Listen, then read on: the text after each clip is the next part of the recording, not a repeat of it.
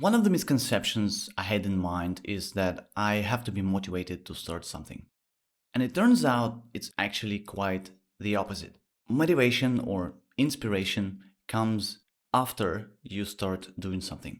So before I jump into any discussions about particular examples, I just want to generally say that, or ask you, have you ever felt that you want to do something and you wait for the right moment to start? Don't you feel like this moment may actually never come? I think that's what happens to most people. We wait for the right moment. We'll start tomorrow. When I feel more like it, but then it just you never feel like it, and that's the problem. By thinking this way, you may actually never start moving forward. You will feel stuck, and you'll forever be in the same place as long as you just procrastinate, right? That's what it is. It's procrastination. By finding out that this is the problem, by actually pointing out that postponing things is a problem to your development. I'm sure you know it because I think everybody feels it sometimes. I also gone through this.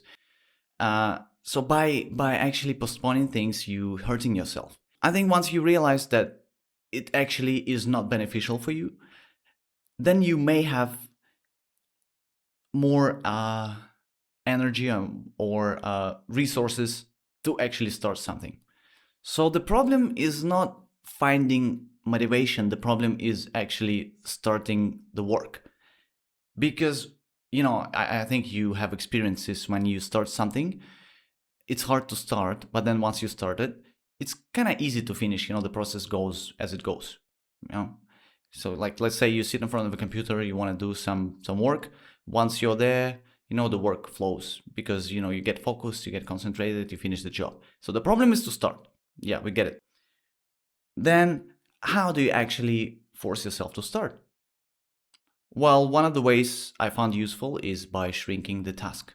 So let's say I want to work on this project, and it will take me presumably like 2-3 hours. So the most efficient way to start is to shrink the task. That I'll tell myself, oh well, yeah, 3 hours is a long time. Maybe I'm not really ready for this right now, but I can do like this thing for 5 minutes. Just 5 minutes, or like 3 minutes, or just like taking a look at it. As small as it can be, and it can be ridiculously small, but that really helps. It's like I know that it'll take me only 2 minutes of my time. Yeah, all right, I'm gonna do it. And then, like, this barrier, this mental barrier of you not wanting to do things, it kind of evaporates because everybody can do something for 2 minutes, right?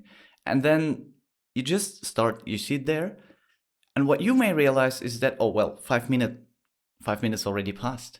And then maybe like, oh, 10 and 20 minutes, you're there and you're still like, I'm okay, I'll keep doing this. So the point is to start something, it must be as small as it can be, so that you don't feel this resistance, and you can easily trick yourself into actually working, because you start small, but then the process just continues to go. So that's what I want to share for today, because this works for me. I know people are different. Everyone needs a slightly different approach, but it may also work for you and help you in a way. If you know, if you find it useful, yeah, I'm glad. Okay, yeah, that's all. Bye.